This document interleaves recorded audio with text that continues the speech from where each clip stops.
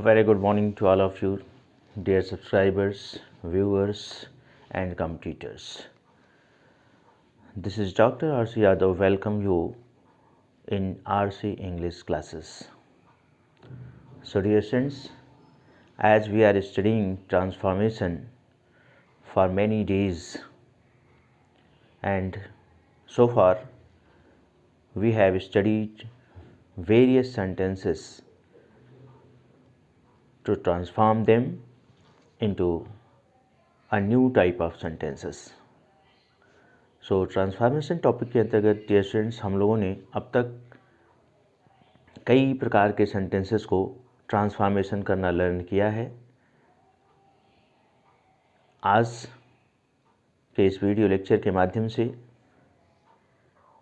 We will learn how a simple sentence is transform into compound sentence. So today we will learn the interchange of simple sentence to compound sentence।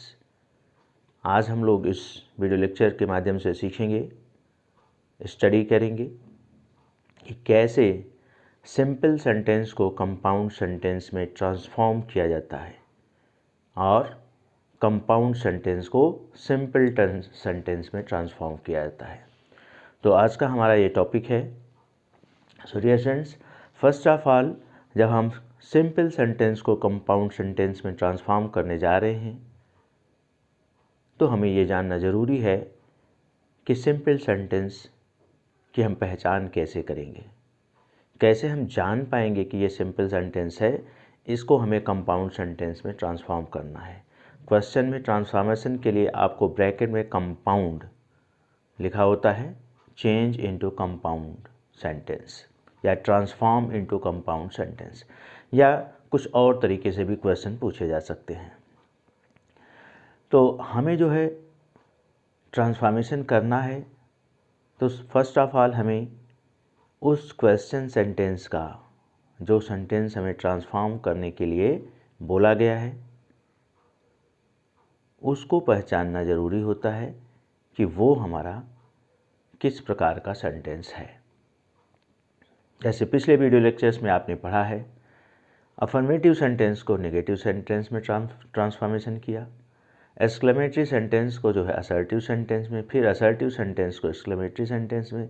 इस तरह से कई type के sentences का transformation अभी तक आप लोग सीख चुके हैं। आज आप लोग सीखेंगे सिंपल सेंटेंस को कंपाउंड सेंटेंस में ट्रांसफॉर्म करना। तो सिंपल सेंटेंस की सबसे जो मुख्य विशेषता है वो ये है कि सिंपल सेंटेंस में ही एक ही मुख्य वाक्य होता है, एक प्रिंसिपल क्लास होता है, या यूँ कह लीजिए पूरे सेंटेंस में एक ही मुख्य क्रिया होती है, मेन वर्ब होती है। सिर्फ एक मेन वर्ब होती है और मेन वर्ब नहीं होती। कहने का से एक मुख्य सेंटेंस होता है, मेन सेंटेंस, और दूसरा कोई उसमें सेंटेंस नहीं होता है। हाँ, उस एक जो मुख्य सेंटेंस है उसके सेंस को व्यक्त करने के लिए, उसमें कुछ और सेंस देने के लिए किसी अन्य वर्ड या फ्रेज का प्रयोग हो सकता है, लेकिन किसी अन्य सेंटेंस का प्रयोग नहीं हुआ होता है सिंपल सेंटेंस में। तो सबसे बड़ी बात यह है कि सिंपल सेंटेंस में एक सेंटेंस मुख्य होता है और उसके साथ पहले या बाद में किसी वर्ड या फ्रेज का प्रयोग हुआ होता है जो एक अलग सेंस देता रहता है, कुछ उसके अलावा मीनिंग व्यक्त करता है। तो ऐसे ही सिंपल सेंटेंस को हम कंपाउंड सेंटेंस में ट्रांसफॉर्म करते हैं। उस सिंपल सेंटेंस को कंपाउंड सेंटेंस में ट्रांसफॉर्म करने के लिए हमें करना क्या होता है, उस मुख्य सेंटेंस को जिसमें मुख्य क्रिया का प्रयोग हुआ होता है, मेन वर्ब का प्रयोग किया गया होता है, उसमें हम कोई परिवर्तन नहीं लाते हैं, उसे हम टच नहीं करते हैं। उसके अलावा जिस भी वर्ड या फ्रेज का प्रयोग उसमें उस सेंटेंस के लिए कुछ और भाव देने के लिए किया गया है, उस सेंटेंस की मीनिंग में कुछ और मीनिंग जोड़ने के लिए किया गया है, जिस वर्ड या फ्रेज का प्रयोग उसी वर्ड या फ्रेज़ को हम बार बार पढ़ करके समझने की कोशिश करते हैं मेन सेंटेंस पढ़ने के बाद, उसका सेंस लेने के बाद, कि इस वर्ड या फ्रेज़ का क्या सेंस है, वह क्या मीनिंग ऐड कर रहा है, और उसी वर्ड या फ्रेज़ को हम कोऑर्डिनेटिंग क्लॉज में चेंज कर देते हैं। एक उसी वर्ड या फ्रेज़ से एक हम उपवाक्य बनाते हैं, क्लॉज बनाते हैं। एक छोटा वाक्य जो पूर्ण अर्थ नहीं प्रकट करता है उसे क्लॉज कहते हैं। तो उस छोटे वाक्य का हम निर्माण करते हैं। उसमें जो है उसके लिए हमें कोऑर्डिनेटिंग कंजंक्शन का प्रयोग करना पड़ता है। तो इस तरह से हम कोऑर्डिनेट क्लॉज बनाते हैं। कैसा clause? Coordinate clause. Coordinate conjunction का प्रयोग करके हम उस वर्ड या फ्रेज़ को एक क्लॉज में डेवलप करते हैं और एक कोऑर्डिनेट क्लॉज बनाते हैं। उस कोऑर्डिनेट क्लॉज को मेन सेंटेंस, जो मुख्य क्रिया वाला वाक्य है, उससे हम जोड़ देते हैं, कभी पहले कभी बाद में, जैसे सेंटेंस का बनता है। जोड़ करके हम कंपाउंड सेंटेंस बना लेते हैं। ओके स्टूडेंट्स, आई होप कि मेरी बात क्लियरली आपको समझ में आ रही होगी। अभी हम एग्जाम्पल के द्वारा आपको समझाएंगे। पहले मेरा कुछ स्टेटमेंट, कुछ थ्योरी जो इससे रिलेटेड है उसको आप सुनिए और समझने की कोशिश करिए। तो मुख्य बात यह है कि सिंपल सेंटेंस को बहुत ध्यान से उसके सेंस को समझना, उसमें जो है मेन सेंटेंस क्या है, किस पार्ट में मुख्य क्रिया का प्रयोग किया गया है, उस पार्ट को पहचानना। उसके अलावा अन्य वर्ड या फ्रेज का प्रयोग कहाँ किया गया है, सेंटेंस से पहले या बाद में। प्रायः पहले होता है, कभी कभी बाद में भी होता है, इसलिए फिक्स नहीं है। तो उसे समझना, उसको चिन्हित करना, उसको अंडरलाइन करना। उसको अंडरलाइन करने के बाद आप जो है उसका सेंस समझिए कि वह क्या सेंस व्यक्त कर रहा है। सेंस समझने के बाद उसका एक उपवाक्य बनाइए, क्लॉज बनाइए। ये आपको खुद सोच करके प्रैक्टिस के द्वारा आप सेंस के आधार पर ही बनाएंगे। और कोऑर्डिनेटिंग कंजंक्शन का प्रयोग करते हुए उसे कोऑर्डिनेटिंग क्लॉज में परिवर्तित कीजिए। और कोऑर्डिनेटिंग क्लॉज जब आपका बन जाए तो मेन सेंटेंस से उसको जोड़ दीजिए। मेन मुख्य क्रिया वाला जो सेंटेंस है उसे जोड़ दीजिए, तो आपका सेंटेंस कंपाउंड सेंटेंस में चेंज हो जाएगा। कंपाउंड सेंटेंस बनाने के लिए हमें कोऑर्डिनेटिंग क्लॉज का प्रयोग करना पड़ता है। कोऑर्डिनेटिंग क्लॉज बनाने के लिए हमें कोऑर्डिनेटिंग कंजंक्शन का प्रयोग सेंटेंस के भाव के अनुसार करना पड़ता है। और कोऑर्डिनेटिंग कंजंक्शन का प्रयोग करके किसी वर्ड या फ्रेज का जो उस सेंटेंस में प्रयोग किया गया है उसको एक क्लॉज में डेवलप कर लेते हैं, और इस तरह से हम कोऑर्डिनेटिंग क्लॉज का निर्माण करते हैं। ओके स्टूडेंट्स, सो कोऑर्डिनेटिंग क्लॉज बनाने के लिए जो कोऑर्डिनेटिंग कंजंक्शंस का प्रयोग किए जाते हैं वो 4 टाइप्स के कंजंक्शंस हैं। मैं एक एक टाइप्स के कंजंक्शन का प्रयोग करते हुए आपको बताऊंगा कि कैसे कोऑर्डिनेटिंग क्लॉज बना करके सिंपल सेंटेंस को कंपाउंड सेंटेंस में चेंज किया जाता है। 4 टाइप्स के कोऑर्डिनेटिंग क्लॉज हैं, जिसमें एक है कुमुलेटिव कंजंक्शंस। कुमुलेटिव कंजंक्शंस का प्रयोग कैसे किया जाता है मैं डिटेल में आपको अभी बताऊंगा। दूसरा है adversative conjunction, alternative conjunctions, illative conjunctions. इस तरह से ये 4 टाइप के कंजंक्शंस हैं जिनका प्रयोग हम करके कोऑर्डिनेटिंग क्लॉज का निर्माण करते हैं। और कोऑर्डिनेटिंग क्लॉज का निर्माण करने के बाद सिंपल सेंटेंस को हम कंपाउंड सेंटेंस में चेंज कर पाते हैं। तो सबसे पहले cumulative conjunctions, alternative conjunctions, adversative conjunctions और इलेटिव कंजंक्शंस। इन कंजंक्शंस को एक एक करके जो ये 4 टाइप्स ऑफ कंजंक्शंस हैं इनको हम आपको समझा रहे हैं, और उनकी सहायता से कैसे सिंपल सेंटेंस को हम कंपाउंड में चेंज करते हैं यह एग्जाम्पल के द्वारा हम आपको समझाने की कोशिश करते हैं। सो डियर स्टूडेंट्स, आपको बहुत ध्यान से समझने की आवश्यकता होती है। ये मैं वीडियो लेक्चर के माध्यम से आपको जो समझाने की कोशिश कर रहा हूँ उसे आप बहुत ध्यान से समझने की कोशिश करिए। Believe in your self study, अपने सेल्फ स्टडी में विश्वास कीजिए आपको घबराने की ज़रूरत नहीं है। कोई चीज़ आपको नहीं समझ में आती है, उसे 1 बार, 2 बार, 3 बार, 4 बार, 5 बार, जितनी बार में आपको समझ में आए उतनी बार प्रयास करिए। कभी हार मत मानिए और निश्चित रूप से आपको वो आ जाएगा। अब आपको समझने के लिए किसी भी टॉपिक को बहुत सारे माध्यम से हैं, वीडियो लेक्चर्स हैं, बुक्स हैं, ऑफलाइन क्लासेस हैं।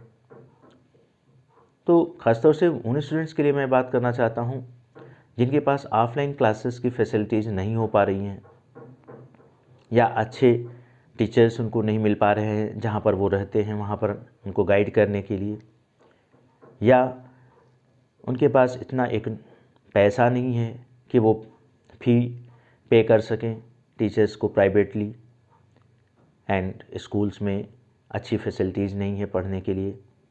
तो स्पेशली दोज स्टूडेंट्स के लिए मैं बात कर रहा हूँ कि वे ध्यान से जो है चीज़ों को समझने की कोशिश करें। इस मेरे वीडियो लेक्चर के माध्यम से मैं ख़ास तौर से उन्हीं ऐसे स्टूडेंट्स के लिए वीडियो लेक्चर्स बना रहा हूँ, और अपने कॉलेज स्टूडेंट्स के लिए जो बहुत ही पुअर हैं, अफोर्ड नहीं कर सकते वो प्राइवेट कोचिंग्स, और यहाँ तक कि वो क्लास भी अटेंड नहीं कर पाते हैं। ऐसे स्टूडेंट्स के लिए अगर उनके अंदर इंस्पायरेशन पढ़ने की है, अगर वो पढ़ना चाहते हैं, इंग्लिश में नॉलेज प्राप्त करना चाहते हैं, तो ये हमारा वीडियो लेक्चर परहैप्स उनके लिए बहुत ज़्यादा हेल्पफुल होगा अगर वो सेल्फ स्टडी में बिलीव करेंगे इस मेरे वीडियो लेक्चर की हेल्प लेकर के। क्योंकि सेल्फ स्टडी तो करना पड़ेगा। आपके पास कोई ग्रामर की एक बुक कम से कम होनी चाहिए एक्सरसाइज करने के लिए। जो टॉपिक्स मैं आपको समझाता हूँ उसे आप समझ करके एक्सरसाइज करें, और एक्सरसाइज करेंगे धीरे धीरे आपकी अंडरस्टैंडिंग डेवलप होगी, वर्ड पावर डेवलप होगी, और सेंटेंस के समझने की जो एबिलिटी है वो डेवलप होगी। जब ये धीरे धीरे डेवलप हो जाएगी तो आप निश्चित रूप से टॉपिक को सॉल्व करने में सक्षम हो जाएंगे, ट्रांसफॉर्मेशन करने में सक्षम हो जाएंगे। ओके स्टूडेंट्स, सो आइए हम first of all cumulative conjunction का प्रयोग करके कोऑर्डिनेटिंग क्लॉज बनाना सीखते हैं, और कोऑर्डिनेटिंग क्लॉज बनाकर सिंपल सेंटेंस को कंपाउंड सेंटेंस में ट्रांसफॉर्म करते हैं। Okay students, so now focus on the white board. I have already written type first. तो सबसे पहले टाइप फर्स्ट के अंतर्गत आने वाले जो कोऑर्डिनेटिंग कंजंक्शन है जिसका नाम है क्युमुलेटिव कंजंक्शन, इसका प्रयोग करना हम सीखेंगे। सब क्युमुलेटिव कंजंक्शन का प्रयोग कब करते हैं, किस परिस्थिति में करते हैं, ये समझना ज़रूरी है। जब सिंपल सेंटेंस आप पढ़ें और सिंपल सेंटेंस को पढ़ करके उसके भाव को समझने की कोशिश करें, जब आपको ये समझ में आने लगे कि इस सिंपल सेंटेंस में दो स्टेटमेंट्स हैं, दो सेंटेंस बन रहे हैं, दो स्टेटमेंट्स हैं, दो कथन हैं, यानी दो बातें कही जा रही हैं। ओके स्टूडेंट्स, एक तो मेन सेंटेंस है जिसमें मुख्य क्रिया का प्रयोग किया गया है, उसका सेंस तो आपको बिल्कुल समझ में आ जाता है ध्यान से समझने पर। उसके साथ जो वर्ड या फ्रेज का प्रयोग किया गया है दूसरे सेंटेंस का सेंस देने के लिए, उसे आपको ध्यान से समझना होता है। वह फ्रेज हो सकता है, कोई वर्ड हो सकता है, पार्टिसिपल हो सकता है, तो इनमें से कुछ भी हो सकता है, लेकिन वह सेंटेंस नहीं होगा। तो उसको जो है समझ करके एक सेंटेंस, एक नहीं उपवाक्य, एक क्लास को बनाएंगे कोऑर्डिनेटिंग क्लॉज की सहायता से। और कौन सा कोऑर्डिनेटिंग क्लॉज कब यूज़ करेंगे ये आपको हम धीरे धीरे आपको समझाने की कोशिश कर रहे हैं। तो क्युमुलेटिव कंजंक्शंस का प्रयोग हम दो स्टेटमेंट्स को जोड़ने के लिए करते हैं। यानी अगर सिंपल सेंटेंस को जो हमें दिया गया क्वेश्चन में, जिसको हमें कंपाउंड में चेंज करना है, हम पढ़ें तो हमें पता चलता है ध्यान से जब देखेंगे कि इसमें दो साधारण बातें कही जा रही हैं, दो स्टेटमेंट दिए जा रहे हैं। इन दोनों स्टेटमेंट को जोड़ने के लिए हम क्युमुलेटिव कंजंक्शन का प्रयोग कर सकते हैं। वो क्युमुलेटिव कंजंक्शन कौन है जिनका प्रयोग करके आप इन दोनों स्टेटमेंट्स को जोड़ेंगे और जोड़ करके कंपाउंड सेंटेंस में ट्रांसफॉर्म करेंगे? वो क्युमुलेटिव कंजंक्शंस हैं एंड। एक तो एंड है जिसमें दो साधारण स्टेटमेंट को जोड़ने के काम आता है, और जोड़ करके हम जो है कोऑर्डिनेटिंग क्लास का प्रयोग निर्माण करते हैं और कोऑर्डिनेटिंग क्लास का निर्माण करने के बाद सेंटेंस को कंपाउंड सेंटेंस में ट्रांसफॉर्म कर ले जाते हैं जोड़ करके। दूसरा है एज वेल एज। ये एज वेल एज भी कुमुलेटिव कंजंक्शन है। इसका प्रयोग भी दो स्टेटमेंट्स को जोड़ने के लिए किया जाता है। और तीसरा है नॉट ओनली बट आल्सो। ये कंजंक्शन है cumulative, not only but also. Not only but also conjunction का प्रयोग भी हम दो स्टेटमेंट्स को जोड़ने के लिए करते हैं, लेकिन इनके प्रयोग में थोड़े अंतर आते हैं। उसको आप प्रैक्टिस के द्वारा समझेंगे कि कब हम एंड का प्रयोग करके जो है दो स्टेटमेंट्स को जोड़ेंगे, कब एज वेल एज का प्रयोग करके दो स्टेटमेंट्स को जोड़ेंगे और कब नॉट ओनली बट आल्सो का प्रयोग करके हम दो स्टेटमेंट्स को जोड़ेंगे। ये प्रैक्टिस के द्वारा आप समझेंगे। एग्जाम्पल से हम आपको समझाने की कोशिश करेंगे, क्योंकि तीनों का प्रयोग होता है दो स्टेटमेंट्स को जोड़ने के लिए, लेकिन दोनों स्टेटमेंट्स में थोड़ा अंतर होता है और उन्हीं अंतर को ध्यान में रखते हुए हम कहीं पर एंड कोऑर्डिनेटिंग क्लास का प्रयोग करते हैं या एंड कोऑर्डिनेटिंग कंजंक्शन का प्रयोग करके कोऑर्डिनेटिंग क्लास बनाते हैं, और कहीं पर जो है as well as coordinating conjunction का प्रयोग करके हम जो है कोऑर्डिनेटिंग क्लास बनाते हैं, और किसी सेंटेंस में नॉट ओनली बट आल्सो का प्रयोग करते हैं। ओके डियर स्टूडेंट्स, सो आइए on first example, please focus on the white board. See the first example, the sun having risen. The sun having risen, the birds stopped chirping। मैंने क्या कहा है, जब आप एग्जाम्पल को स्टडी करिए, पढ़िए, तो सबसे पहले उस एग्जाम्पल में आपको देखना है कि हमारा मेन वर्ब कहाँ है, मेन सेंटेंस कौन सा है, मुख्य वर्ब सेंटेंस में कहाँ पर है। तो अगर सेंटेंस को आप पढ़िए तो आपको समझ में आएगा, ये जो है द बर्ड्स स्टॉप्ड चर्पिंग, ये मुख्य क्रिया स्टॉप्ड है। इस पूरे सेंटेंस में मुख्य क्रिया कहाँ है, ये स्टॉप्ड। ये द सन हैविंग राइजन, ये मुख्य क्रिया नहीं है, ये एक क्या है, परफेक्ट पार्टिसिपल है। परफेक्ट पार्टिसिपल, यही आपको समझना है। मुख्य सेंटेंस को आपको कैच करना है सिंपल सेंटेंस में से, और उसके बाद उस मुख्य सेंटेंस में कुछ और सेंस देने के लिए क्या प्रयोग किया गया है, कौन सा वर्ड प्रयोग किया गया है, या वर्ड्स प्रयोग किए गए हैं, या फ्रेज प्रयोग किए गए हैं, या पार्टिसिपल प्रयोग किया गया है, इसको समझ करके हम उन पार्टिसिपल वर्ड्स या फ्रेज को हम एक उपवाक्य बनाएंगे। उसका सेंस समझते हुए एक छोटा वाक्य, उपवाक्य क्या होता है, छोटा, क्लास, और कोऑर्डिनेटिंग कंजंक्शन का प्रयोग करते हुए उसको जोड़ देंगे। तो यहाँ पर हम लर्न कर रहे हैं कुमुलेटिव कंजंक्शन का प्रयोग करके सिंपल सेंटेंस को कंपाउंड में ट्रांसफॉर्म करना। कुमुलेटिव कंजंक्शन में एंड, एज वेल एज और नॉट ओनली बट आल्सो का हम प्रयोग करना सीख रहे हैं। तो ध्यान दीजिए, द बर्ड्स स्टॉप्ड चर्पिंग। इस सेंटेंस का सेंस आपको बिल्कुल समझ में आ रहा होगा कि बर्ड्स ने चर्पिंग बंद कर दिया। The birds stopped chirping, birds ने चर्पिंग बंद कर दिया, यानी चहचहाना बंद कर दिया। इधर देखिए, the sun having risen, the sun having risen का क्या सेंस है, ये परफेक्ट पार्टिसिपल है, हैविंग के साथ वर्ब के थर्ड फॉर्म का प्रयोग किया गया है, द सन हैविंग रिजन। या इसको आप फ्रेज समझिए या कुछ भी समझिए, यहाँ पर बाद में हम आपको जब सिंथेसिस पढ़ाएंगे तो उसमें पार्टिसिपल का प्रयोग अच्छे से डिटेल में समझाएंगे, तो वहाँ पर आप समझ जाएंगे। तो इसका सेंस क्या है, द सन हैविंग रिजन, यानी सूर्य निकल चुका है। The sun having risen, the सूर्य सन जो है निकल चुका है।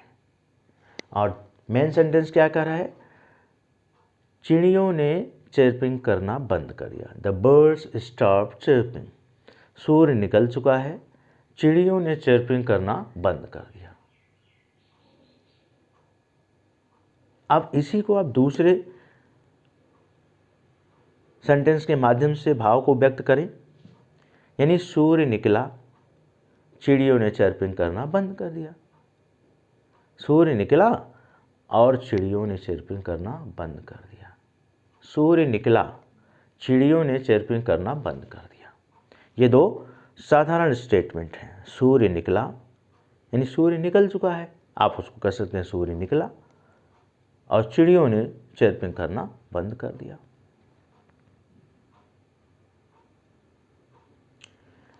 तो सूर्य निकला, अभी हम उपवाक्य बनाएंगे, क्लास बनाएंगे। The sun rose, the sun rose.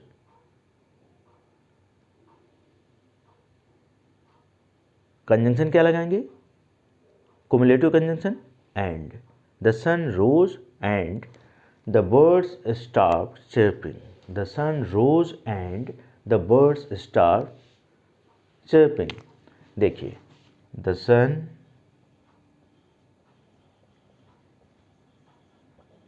Rose and, हमने कुमुलेटिव कंजंक्शन एंड का प्रयोग किया।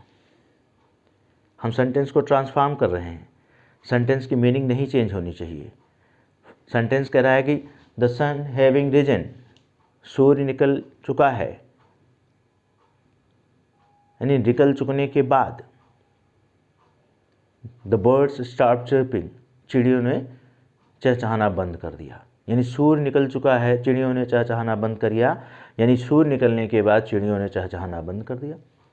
द सन रोज, और हम कह सकते हैं सूर्य निकला, सूर्य निकला, चिड़ियों ने चहचहाना बंद कर दिया। The sun rose and the birds stopped chirping. The sun rose and the birds stopped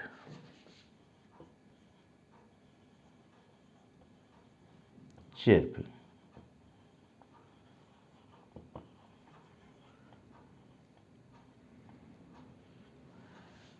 okay dear friends, इस तरह से आप सेंटेंस के सेंस को समझने की कोशिश करेंगे, तभी आप सिंपल सेंटेंस को कंपाउंड में ट्रांसफॉर्म कर पाएंगे। और इसके लिए बहुत प्रैक्टिस की ज़रूरत है, घबराने की ज़रूरत नहीं है, समझने की ज़रूरत है और प्रैक्टिस करने की ज़रूरत है। ओके डियर फ्रेंड्स, ये 1 सेकंड में, 1-2 दिन में नहीं आ सकता, ये आपको थोड़ा थोड़ा टाइम दे करके प्रैक्टिस करना पड़ेगा। तो फर्स्ट सेंटेंस को मैंने क्लियर किया, एंड कुमुलेटिव कंजंक्शन का प्रयोग करके ये कंपाउंड सेंटेंस में ट्रांसफॉर्म हुआ। आइए हम लोग आते हैं सेकंड सेंटेंस पर। सेकंड सेंटेंस को ज़रा समझिए। फर्स्ट, सबसे पहले मेन वर्ब को सर्च करिए। सेंटेंस में मेन वर्ब कहाँ है, मेन सेंटेंस कहाँ है? बिसाइड्स बीइंग ऑनेस्ट, एक तो ये बात कही जा रही है बिसाइड्स बीइंग ऑनेस्ट। ये तो कोई सेंटेंस आपको नहीं समझ में आ रहा होगा कि ये कोई कंप्लीट सेंटेंस है। कंप्लीट सेंटेंस, मेन वर्ब कहाँ है? Mohan is a gentle boy. ये part Mohan is a gentle boy, is यहाँ पर मेन वर्ब है, और Mohan is a gentle boy main sentence है जो कंप्लीट सेंस दे रहा है। आपको इसका सेंस भी समझ में आ रहा होगा कि मोहन एक जेंटल लड़का है, सज्जन लड़का है। Mohan is a gentle boy. इसके पहले जो आपको फ्रेज प्रयोग किया गया बिसाइड्स बीइंग ऑनेस्ट, इसके सेंस को समझिए। एक स्टेटमेंट तो आपको समझ में आ गया कि Mohan is a gentle boy, Mohan एक सज्जन लड़का है। अब जो फ्रेज इधर प्रयोग किया गया है और सेंस देने के लिए, मोहन के बारे में कुछ और बताने के लिए, वो क्या है? Besides being honest. आप इसकी वर्ड मीनिंग की हेल्प से आप समझने की कोशिश करिए। बिसाइड्स बीइंग ऑनेस्ट, ऑनेस्ट होने के अतिरिक्त। बिसाइड्स का मीनिंग क्या होता है? अतिरिक्त, एडिशनल। तो ऑनेस्ट होने के अतिरिक्त मोहन एक सज्जन लड़का है। यहाँ मोहन के बारे में उसकी क्वालिटीज़ बताई जा रही हैं, 2 क्वालिटीज़ बताई जा रही हैं। क्या? कि मोहन ईमानदार है। इसके अलावा बिसाइड्स बीइंग ऑनेस्ट, ईमानदार होने के अलावा मोहन एक सज्जन लड़का है। ईमानदार होने के अतिरिक्त बिसाइड्स बीइंग ऑनेस्ट, बिसाइड्स में से के अतिरिक्त, इसके भाव को समझिए, वर्ड मीनिंग आनी चाहिए आपको। ईमानदार होने के अतिरिक्त Mohan is a gentle boy, Mohan एक अच्छा लड़का है। तो अब मोहन एक अच्छा लड़का है, सज्जन लड़का है, यह स्टेटमेंट क्लियर है। ईमानदार होने के अतिरिक्त, यानी ईमानदार होना, तो हम कह सकते हैं कि मोहन ईमानदार है, मोहन एक सज्जन लड़का है। हुआ ना? मोहन ईमानदार है, मोहन एक सज्जन लड़का है। यहां पर कौन सा कंजंक्शन सूट करेगा? क्या एंड से बन जाएगा कि मोहन ईमानदार है और मोहन एक सज्जन लड़का है? नहीं, मोहन ईमानदार भी है, सिर्फ ईमानदार ही नहीं है बल्कि एक सज्जन लड़का भी है। मोहन सिर्फ ईमानदार ही नहीं है बल्कि एक सज्जन लड़का भी है।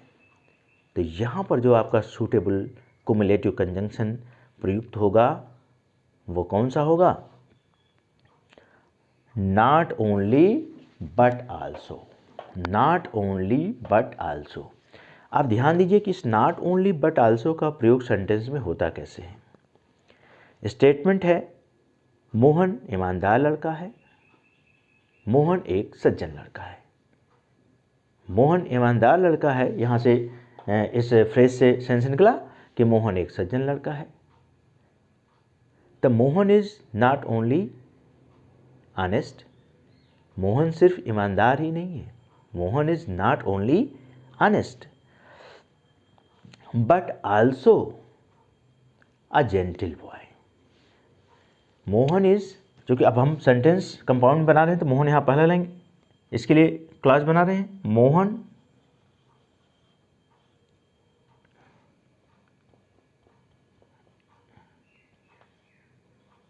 इज नॉट ओनली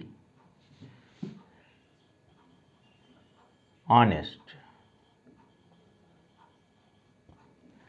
बट, अब देखिए नॉट ओनली लग गया आपका ये कंजंक्शन, यहाँ नॉट ओनली हुआ और बीच में बैलेंसिंग ऑनेस्ट आया। अब यहाँ पर बट आल्सो का प्रयोग होगा, but also a gentle boy. But also a gentle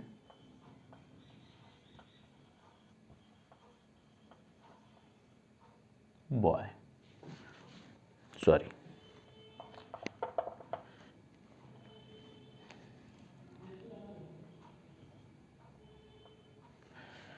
solutions जी आपका ट्रांसफॉर्म हुआ कंपाउंड में।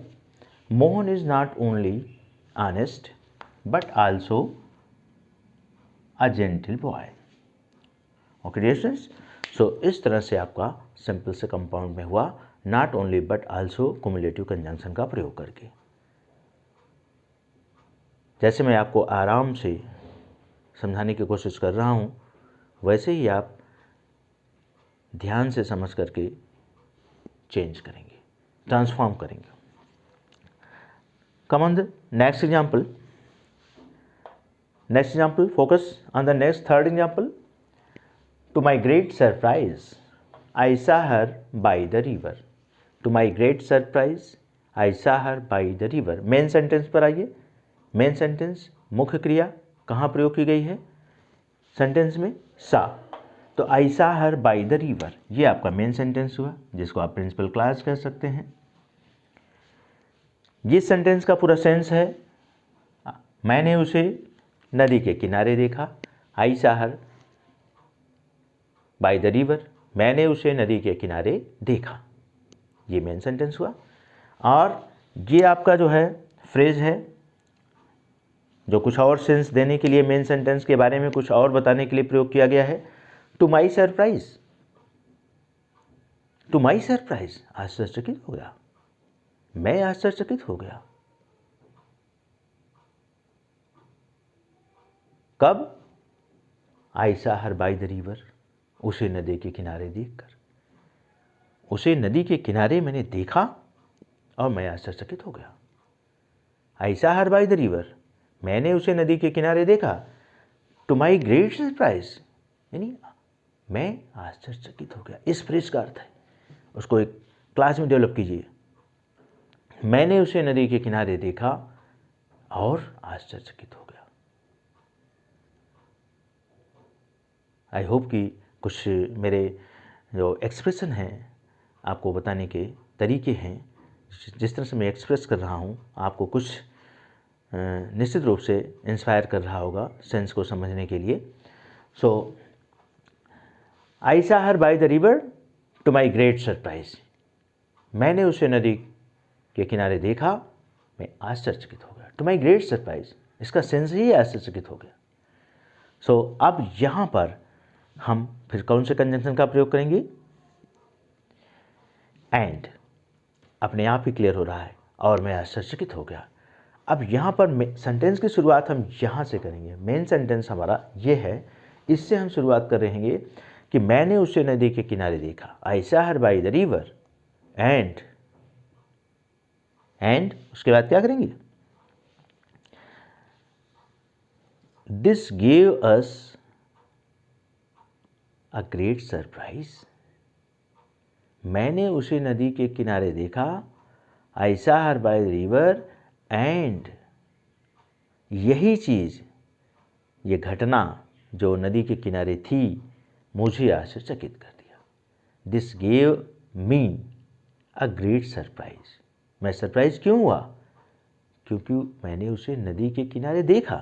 तो this gave me a great surprise. So transformation करेंगे। I saw her by the river, this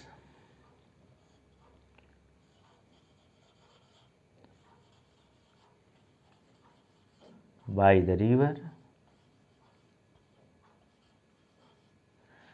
I saw her by the river and, यहाँ पर कौन सा क्युमुलेटिव कंजंक्शन लगेगा? एंड, मैंने उसे नदी के किनारे देखा और यह मुझे आश्चर्यचकित कर दिया। उसे नदी के किनारे देखना मुझे आश्चर्यचकित कर दिया। दिस गेव मी एंड का प्रयोग करेंगे।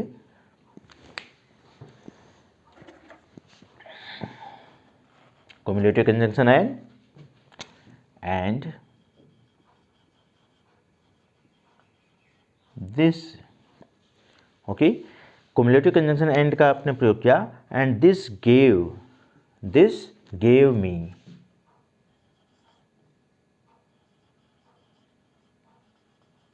अ ग्रेट सरप्राइज,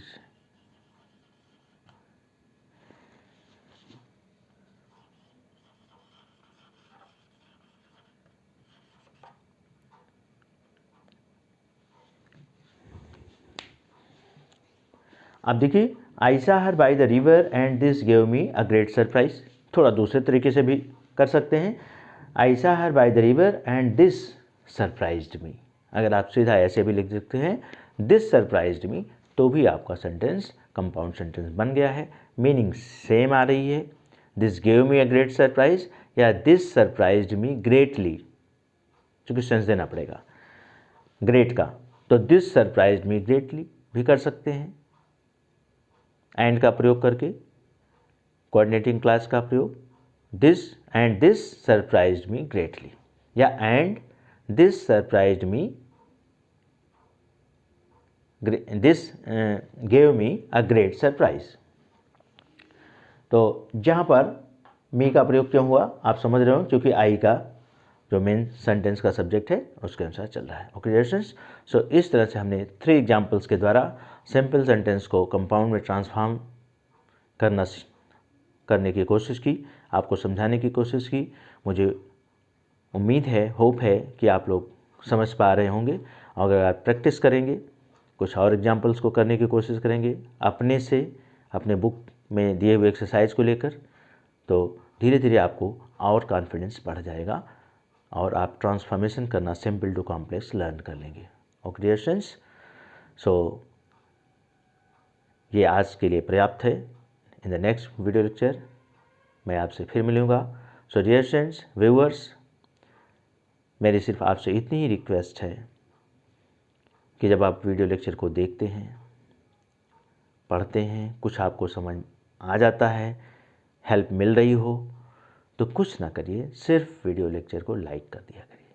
ठीक है, लाइक करने से हमें ये मालूम हो जाता है कि हमारे स्टूडेंट्स पढ़ते हैं, उनको अच्छा लगता है, उनको कुछ समझ में आ रहा है, तो हम आपके लिए और वीडियो लेक्चर्स इसी तरह से बनाने की कोशिश करेंगे। आपको मालूम है ये वीडियो लेक्चर रिकॉर्ड करता हूँ मैं अपने रूम पर। आपके लिए ये बोर्ड वाइट बोर्ड सेट है। सिर्फ एक मेरी इच्छा है कि आप लोग इसके माध्यम से पढ़ सकें, और मेरा यहाँ पर कोई अन्य उद्देश्य नहीं है, कोई अर्निंग का उद्देश्य नहीं इस वीडियो लेक्चर के माध्यम से। सिर्फ आपको ज्ञान देना ही मेरा उद्देश्य है, प्रेरणा देना मेरा उद्देश्य है। हो सकता है कोई स्टूडेंट मेरे इन वीडियो लेक्चर से प्रेरित होकर के सेल्फ स्टडी कर सके, जिसकी जो है ऑफलाइन स्टडी करने की क्षमता नहीं है, या जो जा नहीं सकता ऑफलाइन में पैसे के कारण या और किसी परिस्थिति बस, तो वो कम से कम इन वीडियो लेक्चर के माध्यम से पढ़ाई कर सकेगा। Okay students, so please like and share among your friends the video lecture if it helps you really। तो मेरे वीडियो लेक्चर अगर वास्तव में आपको हेल्प करते हैं तो आप इनको लाइक और शेयर अपने फ्रेंड्स में ज़रूर कीजिए। अगर आप सब्सक्राइब नहीं किए होते हैं तो सब्सक्राइब भी कर लीजिए। ओके स्टूडेंट्स, और सेलेक्ट कीजिए कि किन टॉपिक्स को आपको पढ़ना है। सब्सक्राइब करने के बाद उन वीडियो लेक्चर्स को 1 बाय 1 आप देखिए, क्योंकि ग्रामर कनेक्टिंग है, सारे टॉपिक्स एक दूसरे से कनेक्ट होते हैं। इसलिए ग्रामर की स्टडी जब भी आप बिगिनिंग कर रहे हैं तो बिल्कुल बिगिनिंग से ही करना चाहिए। वीडियो लेक्चर को शुरू से देखना चाहिए। शुरू से मतलब basic structure of English sentence वाले वीडियो लेक्चर से शुरू कीजिए, और धीरे धीरे एक्टिव वॉइस पैसिव वॉइस को देखिए, नरेशन को देखिए, फिर आप ट्रांसफॉर्मेशन पर आइए, और साथ ही साथ ट्रांसलेशन की भी प्रैक्टिस सेल्फ करते रहिए। Okay students, so I have this is enough for today. So see you in the next video lecture. Bye bye bye then.